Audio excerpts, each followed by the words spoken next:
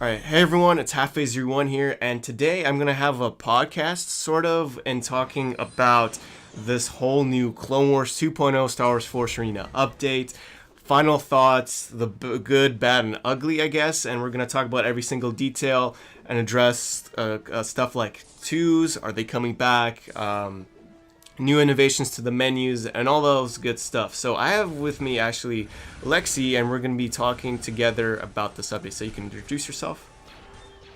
Hey, I'm Lexy and just a guild mate. Yep, and she was interested in actually getting content with me and actually showcasing you guys and talking about this new update for you guys. So let's go ahead and get it started. Okay. Well, one thing I definitely love about this update are these new characters. The artwork and some of the characteristics of these guys are just amazing. Darth Maul and his resurrection is amazing. I've been having so much fun with him. He is. Yeah, I feel like he's gonna be up there if like granted if his ability is gonna stay like this. And also, guys, disclaimer: anything we talk about might obviously change, so it's not final. Yep. So don't worry. Maybe it's gonna change for like the negatives we talk about. It might change. So just keep that in mind. So yeah, Maul, I feel like is gonna be way up there because if you can time your suicides correctly, you're gonna take out towers in no time. Oh, definitely. And he rejuvenates with 40% of his HP left. So that's Yeah, that's huge. 40 is a big number, yeah. It's not like 20% or 10, but it's 40. That's a lot. It's 40. So he's basically going in with 140% of his HP. That's amazing. Now it does have a cooldown of about 80 seconds afterwards, so he doesn't keep rejuvenating or reviving. He only does that once, and then it doesn't come back right away. It's got an 80-second pull for that to happen again. So it's not ongoing, which is a plus. Anakin, I love too. What a unique character with that. Some of his abilities are fantastic. Yeah, the over the roof, fantastic. Like if you activate his special ability, like it boosts like I think the speed and the attack power of all of the units on the map. It doesn't matter wherever they are. They boost it on the map, which I think is very powerful on its own. And the fact that the units and himself are immune to stun, that's a big one right there. Yeah. So that's a real game changer for the light faction as a whole. It was also interesting that because we now have different kinds of cards, they kind of stack in abilities. So if you're using the Republic card deck, as you have more Republics within the deck, they have like stacking skills. So that's going to be a fun gameplay aspect from a strategy standpoint. Yeah, that was very innovative by them to include that. That's very interesting. Really? And gameplay-wise, I feel like Yoda's up there too with Mace. Mace Windu's pretty overpowered. Like as for a 7 drop, he's basically unstoppable. He walks very fast. He does 360 AoE splash damage. He's gonna be up there too.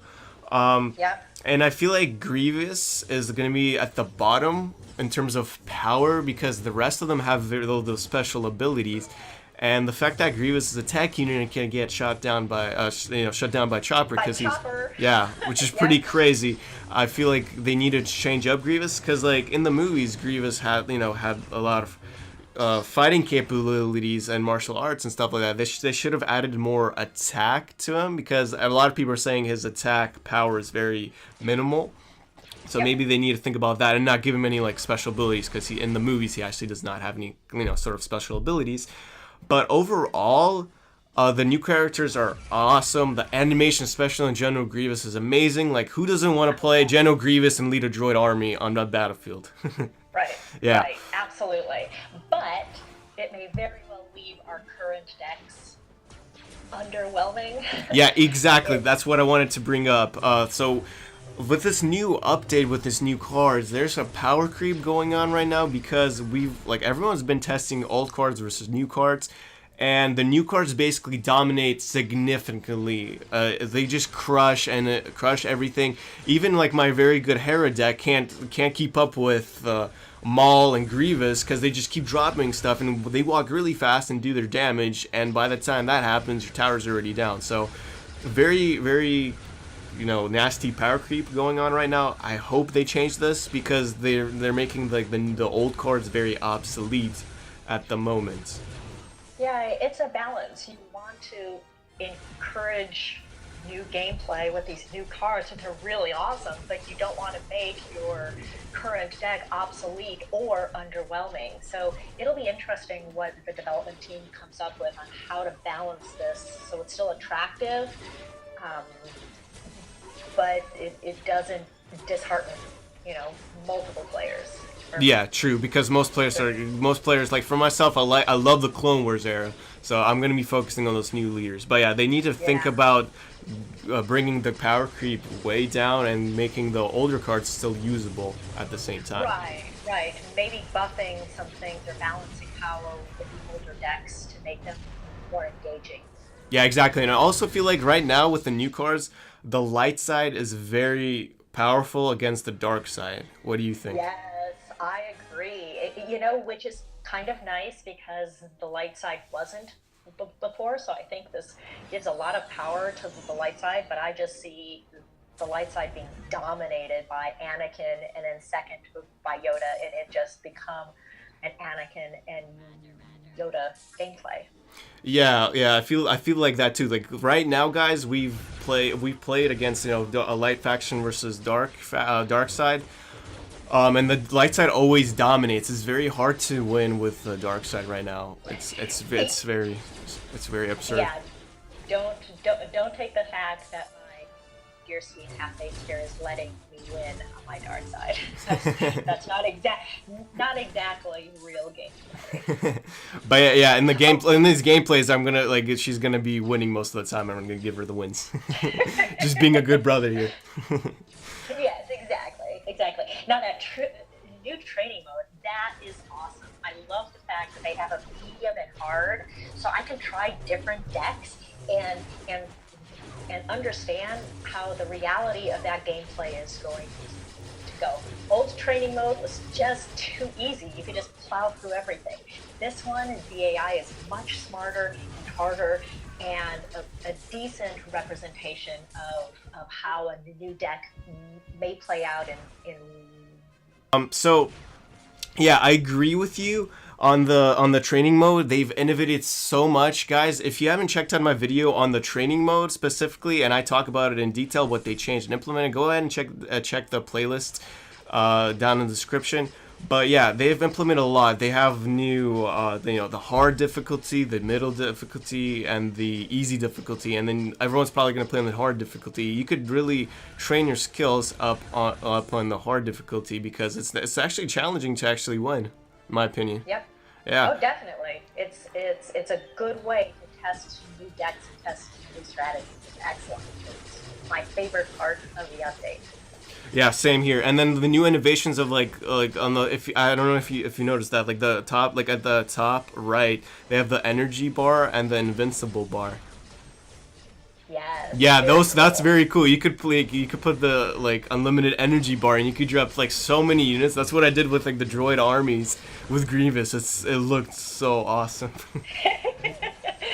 See, totally fun gameplay and to try different things. So yeah, the training mode is awesome. They changed the shop though too. I'm kind of mixed about that. The UI is really nice and it's clean, and the tabs make it easier to find and look for different things. But I don't know if the currency is going to remain the same, like the 4x4 draw. I know that you did a video on that. Yes, I did. Definitely something to look at and experience. I don't know if it's going to be a positive because it's so expensive. Yeah, it's more than 3,000 crystals, right? Yeah, so it's really expensive, and you don't know what you get. I mean, they're $2.99 each, at least in this beta. and you could literally pull 4 epics for 1,200 um, crystal. That's ridiculously expensive. No one's going to want to do that. So I don't know how well that's going to work. Yeah, I agree with you on that one. But the good thing about it, I guess, is that even though it's really expensive, the 4x4 actually shows you the guaranteed cards you're gonna pull. So that's the positive thing. You're gonna get, you're guaranteed those specific cards if you want to spend. But again, yeah, If you it's want very to buy all expensive. of them, yes. Yeah, it's very expensive. Buy all of them, yes. Yeah, Yes. you're better off actually buying the actual like basic pack openings for like diamond packs. Yeah. Yeah. Yeah, definitely, definitely. Um, but that's left to be seen because we don't have full functionality here. So Of course, yes. Yeah. yeah, it'll be interesting to see how uh, the developers balance this out to keep it interesting and attractive. Yes, agreed. Yeah. Well, yeah. Also, I also agree with you. The UI is very good. The game menus. I did a video on that too, like showcasing that. It like the game looks very fresh. I love this update in that aspect. Because right now the game is very boring to me because the looks is kind of boring. But they've kind of like re-innovated and it looks like a kind of like almost like a fresh brand new game to me, in my opinion. It's beautiful. Yeah, it's beautiful. Yeah. The artwork is beautiful. Animations The is menus, awesome. Top notch yeah, animations. Yeah. animations, like the screen dissolutions through menus and everything. Just beautiful, beautiful artwork. Yes. One thing that disappointed me, and it'll be interesting to see whether or not they really implement it. Their change from the play pack to this battle rewards. The play pack was fun. You get 3+ wins, and you get a gold pack. Yeah, up to twice a day, and this is like in the current update. Yeah. Yeah. So and gold packs are approximately 460 crystals. So you got approximately 920 crystals worth of value in play packs. That's awesome. This new battle reward, though, you have to win 7 times to get a total of 70 crystals. So the value of the reward was greatly diminished with this. I don't like it at all. It'll be interesting to see what the other players think about this. Yeah, I agree with you 100% on this. Like, it's a very, very bad drawback because, like I said, like you said, you get about 2 gold packs a day. That's worth about 920 crystals in currency, and you're getting those for free every day. If and you're rewarded that if you play consistently every day and get those wins. Now you only get 70 crystals for 7 wins. That's a huge amount of wins because considering many casual players only play about like 3 to 5 games in minimum a day. Yeah, and if this is gonna cycle daily, no one's ever gonna reach that 70 crystal wins, and it's gonna force players to actually play those 7 games. And sometimes they're just probably not just gonna quit because they're here to have fun, not be forced to play a certain amount of games to get like a minimal prize at the same time. Yeah. Yeah, they'll definitely get burned out. And we don't want to burn out our player base. We want to encourage them to play, and I think the old play packs definitely encouraged playing, while this one encourages a win and encourages a lot of wins to get a very reduced reward. So it's very counterintuitive to me, but that it's the new functionality. I am hoping they take this particular one away. Yeah, me too. Yeah, so yeah, I hope it's like in the developer build, like we said, we have those crystals, we get 7 wins and we get 70 crystals. But I hope they bring back those play packs and take that away, or maybe have that and that at the same time. I wouldn't mind that as long as they keep the play packs how they are in the game. Yeah, definitely. And we don't have trades, so those play packs, trades and play packs equal a great way for either free to play or minimal spend players to really work out their decks. But in all honesty, I think it encourages people to spend, because once you get your deck to a certain level, you almost want to then buff it up.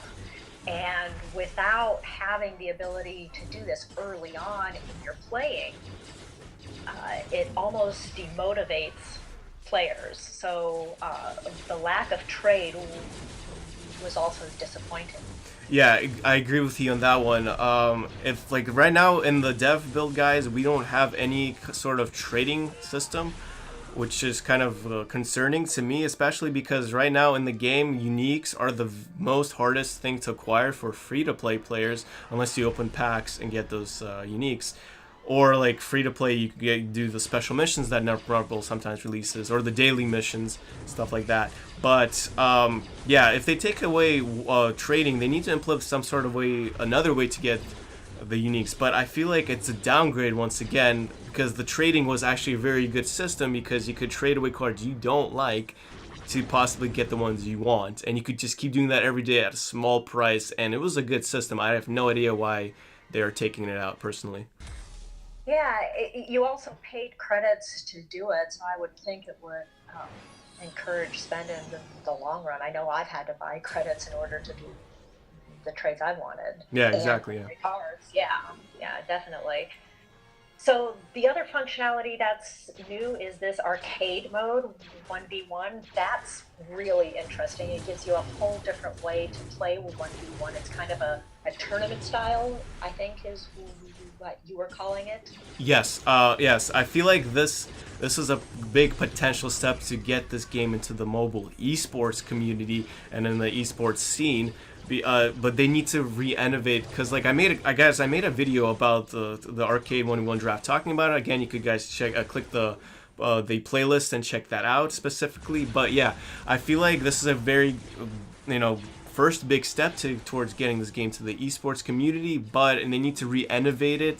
And the fact that they're putting this in cycles with twos, so twos are not completely going away, but what they're trying to do is have arcades being rotated with 2v2s, which is a very, very bad step in my opinion. And Oh, you especially disagree with this also. I do, I do. I was very disappointed when they removed the ranked 2v2s. That was the most fun I've had playing the game. Now they made it these like normal matches with these, predetermined card levels. And that, is disappointing. But to remove it all together really demotivates me. I love the 2v2s, and if it's going to be every other day, they may lose me as a player. Yes, I agreed, because like a huge chunk of the player base for Netmob right now is twos, and a lot of players like Lexy, for example, they only enjoy twos. They got into this game with twos, and then once they removed ranked twos, they lost a big portion already when they removed ranked twos, right? I feel. Yeah, Yeah, exactly. definitely. And then And yeah. yeah, and 2v2s aren't necessarily people with lower level cards. I mean, I'm not high level, but I've got a level 14 common, and I just don't enjoy the 1v1. I love the 2v2. I'd especially love a ranked 2v2. That would be great. But to remove 2v2 almost entirely and make it a rotating occurrence is problematic, at least for me. No, for me also. I think for everyone that because like I enjoy playing two. Like when I get like 600 to get my like top season credits, I go and play twos after that. Like for me, it's like not being able to play twos whenever you want. That's a very very big concern, because the Okay. twos was one of the biggest thing that got this game going in my opinion also, because most yeah like you most players were only on twos every day, which is pretty Yeah. cool. I feel like they Well, also what were we saying? we've got a lot of people within Alliance that push the the leaderboards, and when they're done or when they hit 6,000 or 7,000 or 8,000 and they will want to take a break, they love 2v2s, and this is a way for them to stay engaged with their guildmates and have fun in the game, but not that pressure and stress. If that's gone and they don't have that to go to, they may go to another game. And we want a larger player base, not a smaller player Yeah, base. exactly. Look, I was trying to say also that they need to work on increasing the player base in general first before they do this. And then why not, after increasing the player base, why not have the arcade 1v1 draft and 2s at the same time? Like, I think everyone would want that, but I know they need a bigger player base so the matchmaking won't be screwed over. Yep, definitely. Yeah, so I guess they were saying, sorry.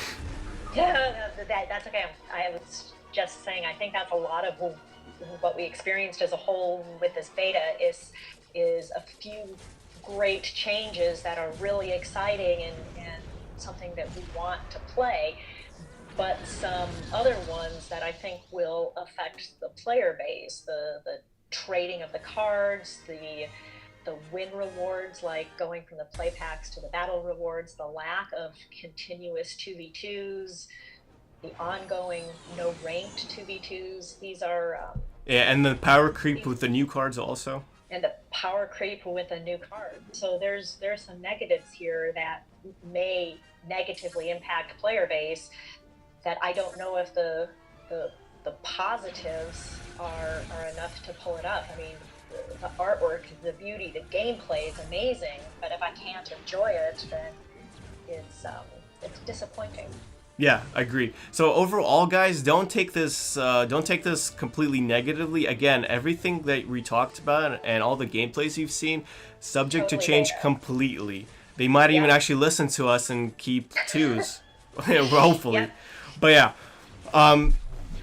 yeah, it's I agree. We there's some negatives that's gonna affect this game and potentially lose some player base. So I hope like they don't do like what we talked about. I hope they don't keep that as the same, hopefully. Well, much thanks to Memorable for letting us beta test this. Yes. Giving us Yes. the opportunity to do this and possibly leveraging our experience to modify it prior to it going into general availability. That would be fantastic. Yeah, and I'm personally looking forward to actually working with them if they're actually going to do this often, like with new updates and doing this content. Looking forward to absolutely. Yeah. All right, so I guess, guys, we talked about most of the update, everything, the good, bad, and the ugly. Hope you guys enjoyed this video. I'm probably going to have Lexy on a lot for a lot of my content because she's interested in working with me on this game. Hopefully, 2s stay in this game. Yeah. Exactly. Hopefully, so let's have our fingers crossed for that. 2s don't be in the rotation and they just stay as it is. But anyways, thanks for watching, guys, and I'll catch you guys in the next one.